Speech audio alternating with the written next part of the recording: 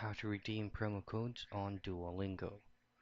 First things first, before you input the codes that you already have, make sure that you're currently running the latest version of the Duolingo app by just going to your Google Play Store if you're using an Android device, and just simply look or search for Duolingo.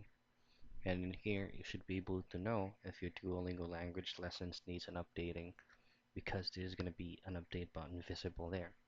Just simply tap on that and it will automatically update by itself. If you're going back to the main concern, just logged into your game, make sure that you're fully logged into your account.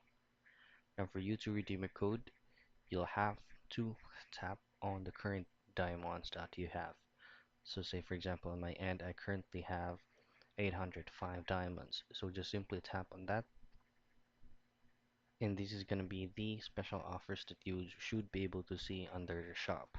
So if you scroll all the way to the bottom, you should be able to see promo codes and redeem a promo code. Just simply tap on that, and this is where you input the code that you have. And that's it. That's how you redeem promo code on Duolingo.